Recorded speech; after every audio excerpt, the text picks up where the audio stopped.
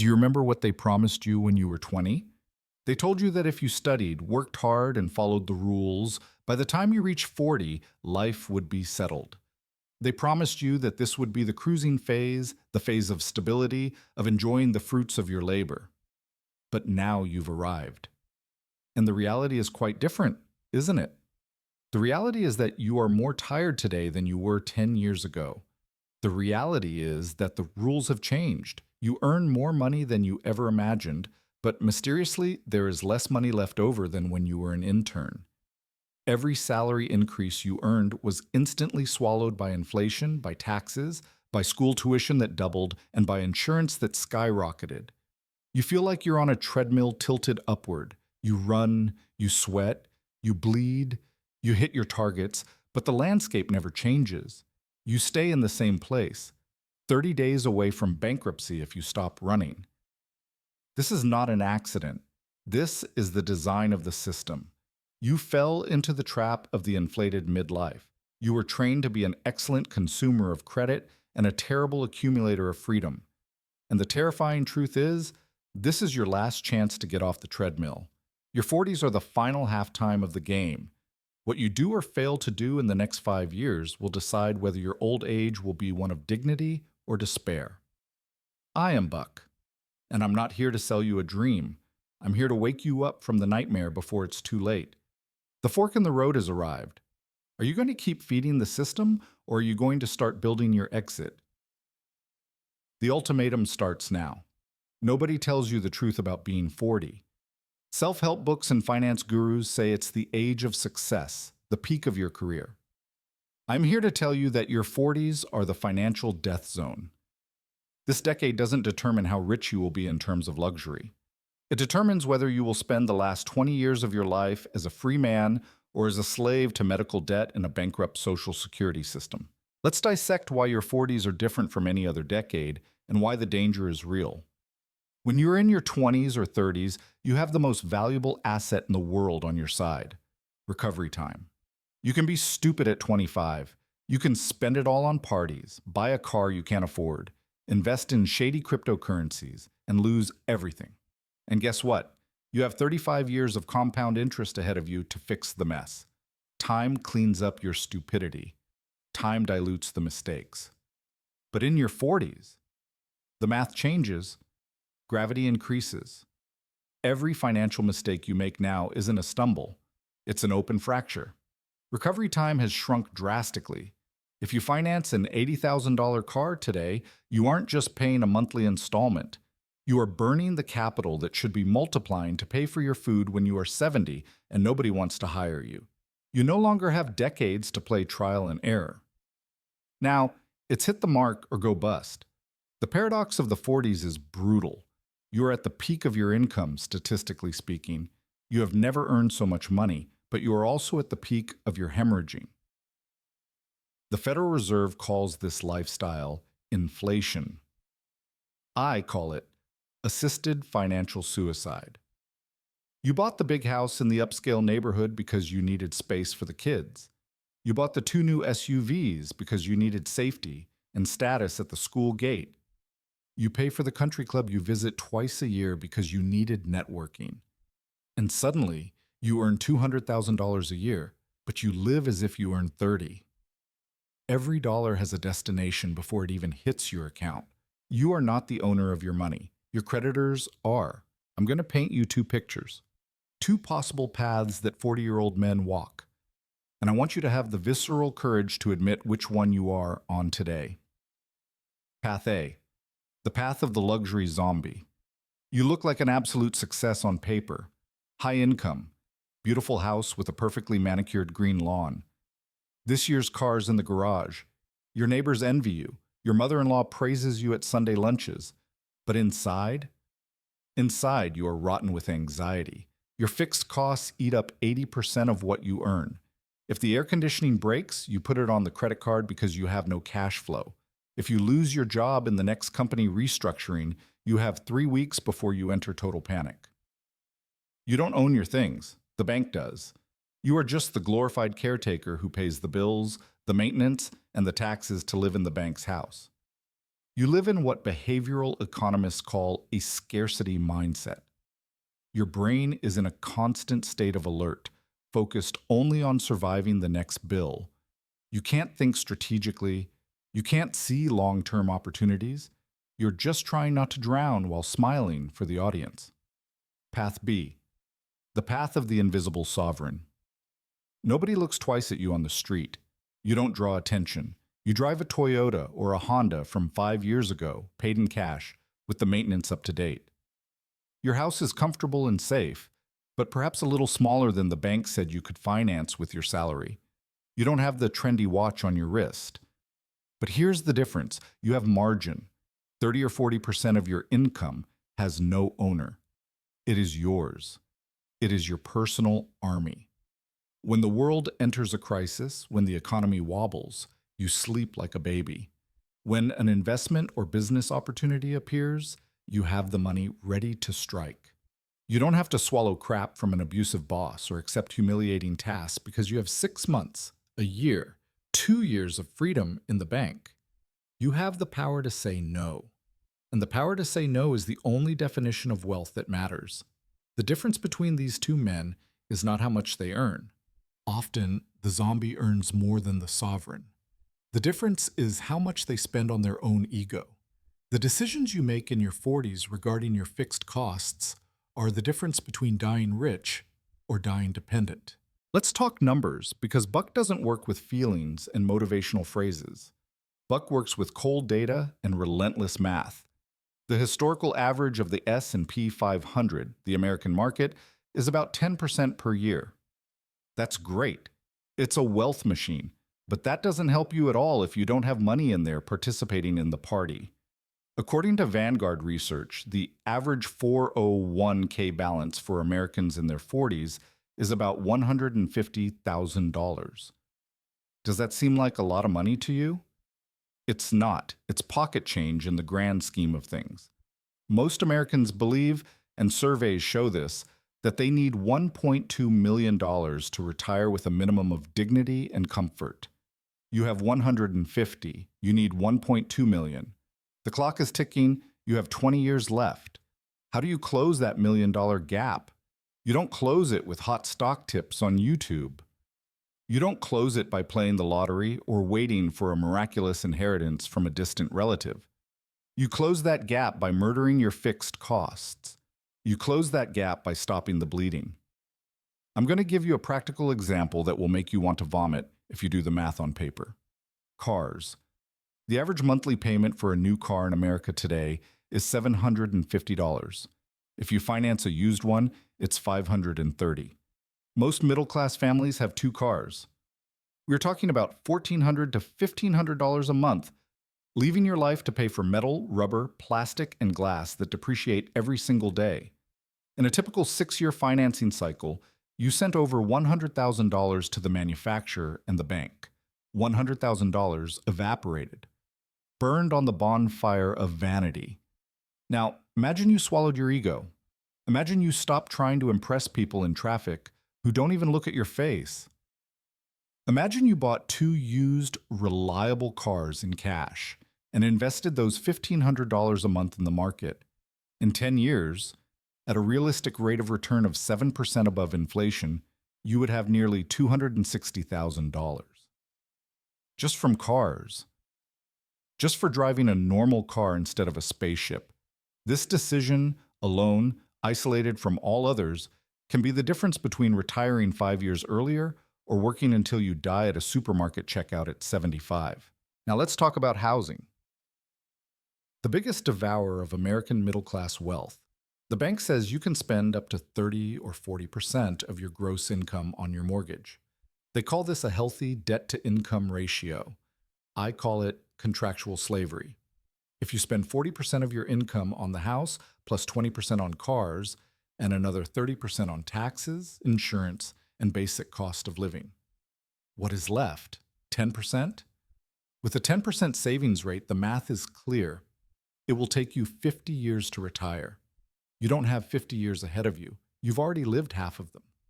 If you locked your budget into a giant house at 38 or 40 years old, you handcuffed yourself until 68. Every extra guest room that you use twice a year at Christmas is costing you years of your freedom. Every square foot of grass you pay a gardener to mow is lifetime you don't get back.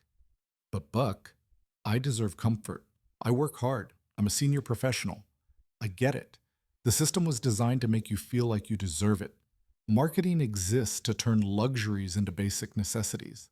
But in your 40s, the concept of deserving needs to change if you want to survive. You don't deserve a luxury car with heated seats. You deserve peace. You don't deserve a magazine cover house to post on Instagram. You deserve not to have tachycardia when you open the electricity bill in the winter. You deserve to know that if you have a heart attack tomorrow because of stress, your family won't lose their roof and end up on the street. That is real merit. The rest is expensive decoration. This leads us to the neuroscience of poverty. Behavioral economics researchers have discovered something terrifying called tunneling. When you are under financial stress, your IQ drops. Literally. Stress consumes your brain's bandwidth.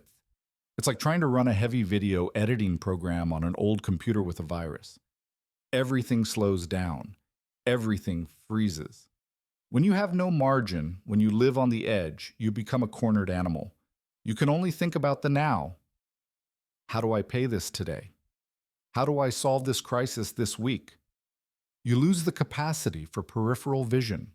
You stop thinking about the future. You stop seeing career opportunities. You make stupid short-term decisions, like taking out high-interest loans or withdrawing money from retirement, because you don't have the mental capacity to plan. Someone who earns $200,000 but spends $195,000 has the same panic brain, the same cortisol blood chemistry as someone who earns minimum wage and owes rent. Poverty is not just a number in an account. It is the lack of margin. The only cure for this, the only antidote, is the war chest. Don't call it an emergency fund. Emergency sounds like something passive, weak, like waiting for an accident to happen. Call it a war chest. It is your ammunition. It is your shield. When you have 6 months of expenses paid in a liquid and untouchable account, something chemical happens in your brain. Cortisol drops. Testosterone rises. Mental clarity returns. You stop operating in survival mode and start operating in conquest mode. You can look at your boss and negotiate a real raise or propose a risky project because you don't have that paralyzing fear of being fired. The man who is not afraid to walk away, the man who has few money in his pocket, is the most powerful man at the negotiating table. Always. You can invest in your career, pay for an expensive course, start a side business. Money buys the freedom to take risks, and taking calculated risks is the only way to make quantum leaps of wealth at this stage of life. The problem is that most people in their 40s fall into the classic traps of mediocrity, traps that look like victories but are defeats. Trap number 1, the cursed raise. You get promoted. Finally, you earn $10,000 more a year. What do? You trade in your car. You move the kids to a different school. You start drinking $50 wines instead of $15 ones. You remodel the kitchen. In 3 months, the raise is gone. You're still broke, just at a higher level with higher bills. Buck's rule for raises is simple and non-negotiable. Pretend it doesn't exist. Take 100% of your raise and throw it into the investment trench. Keep your standard of living frozen. If you lived well on $80,000, keep living on $80,000 when you earn $100,000. Those $20,000 in difference are your freedom being bought in real time. Trap number 2, using the house as an ATM. Your house has appreciated in recent years. The bank calls you, all friendly, offering a refinance or a home equity line of credit, the famous HELOC. They say, take money out to remodel the kitchen, take money to travel, take money to consolidate debt. This is a bear trap. Do not step in it. When you take equity out of your house to consume, you are trading net worth for debt. You are restarting the mortgage clock. You are turning your house, which should be your paid-off sanctuary in old age, into an eternal bank rental. Your house is not a bank. Your house is a roof. Leave the value there alone. Trap number 3, the it's too late mindset. You reach 45, look at the low balance, look at the mountain you need to climb and think, forget it. I'll never be able to save $1 million. It's impossible. I'll enjoy it now and let the government take care of me later, or I'll work until I die. That is cowardice. That is giving up before the end of the game. Your 40s and 50s are the years of your greatest earning power. You have experience, you have contacts, you have wisdom. You can make up for lost time if, and only if, you are radical. You can't save 10% anymore. Forget the 10% rule. That was for when you were 20. If you started late, you have to save 30, 40, 50%. Does it hurt? It hurts a lot. Will it require sacrifice? Yes. Will you be the boring one in your social circle? Yes. But the pain of discipline weighs ounces. The pain of regret weighs tons. Would you rather drive an old car now and be sovereign, or drive a new car and depend on the charity of your children 20 years from now? That is the choice. There is no third option. The time for middle ground is over. So what is the battle plan? What do you do on Monday morning when the alarm clock rings? I'm not going to give you theories. I'm going to give you orders. First, know your real burn rate. Don't lie to yourself. Lying is the consolation of the poor. Sit down with your bank statements from the last 3 months. Add it all up. Every coffee, every streaming subscription you don't watch, every bank fee, every DoorDash. Find out exactly how much it costs to maintain your current life. That number will scare you. Good. Fear is good fuel. Fear wakes you up. Second, attack fixed costs with a machete, not a scalpel. Cutting out the daily coffee is nonsense. It's a distraction. You need big wins. Sell the financed car that eats your income. Move to a smaller house if you have to. Cancel the club you don't use. Take the kids out of private school if it's breaking the budget, and put them in a good public school or negotiate scholarships. If you can reduce your fixed cost by $1,000 or $2,000 a month, that is worth more than a $30,000 annual raise. Because cost cutting is tax-free and permanent. $1,000 invested at 10% for 20 years turns into $750,000. You're trading a better car today for $750,000 in the future. Is it worth it? Obviously, it is. Third, automate your sovereignty. You don't have willpower. Accept that. I don't have it. You don't have it. Human beings are flawed and emotional. If you have to decide to save every month, you will fail. An unexpected expense, a sale, or a whim will pop up. Set up an automatic transfer on payday. The money hits the account and boom, it goes straight to the brokerage or savings. Before you see it, before you spend it, you learn to live on what's left. Artificial scarcity is wealth's best friend. Fourth, protect your margin as if it were your life. Because it is. Margin is the space between your income and your expenses. It is in that space that life happens. It is in that space that freedom breathes. If you fill that space with junk, with installments, with fake luxury, you suffocate your soul. Having money left over at the end of the month is not an allocation error. It is the goal. It is what allows you to sleep. It is what allows you to be a better father, a better husband, a better human being, because you aren't a walking bundle of nerves about to explode. Your 40s are not the end. They're the middle of the movie. It is the crucial moment when the hero realizes he was living a lie, that he was serving the wrong masters, and decides to change his destiny. But the window is closing. The door is narrowing. At 20, you could mess up and laugh about it. At 30, you could procrastinate and say, I'll see to it later. At 40, every decision is definitive. You are writing the final chapter of your active life. How do you want it to end? With you tired, broken, sick, and dependent on the state? Or with you strong, sovereign, master of your time, and respected by your family? The choice is yours. But you have to make that choice today. Not tomorrow. Not next week. Today. Go to the mirror. Look into your own eyes, no masks, and ask, am I building an empire or am I digging a grave? If the answer is the grave, stop digging immediately. Drop the shovel and start climbing. I know that changing your life in your 40s with kids, a wife, a mortgage, and responsibilities seems impossible. It feels like trying to turn an ocean liner with a wooden oar. But small changes in degrees now change the final destination by thousands of miles. You don't need to become a monk tomorrow, but you need to stop the bleeding. Start with one decision, one sale, one cut, one investment, and repeat it every day. Consistency is the mother of freedom, but I know exactly what happens when the screen goes dark and the video ends. The adrenaline drops, the routine returns, real life knocks on the door, and you ask yourself, okay, Buck, I understand the strategy, the urgency, and the danger. But what exactly do I do on Tuesday? What do I do on Wednesday? Motivation is cheap. It lasts 2 hours. Tactical discipline is what builds empires. I can't be there in your living room to take the credit card out of your hand, but I can give you the daily battle orders. I have compiled the exact protocol that separates free men from debt slaves.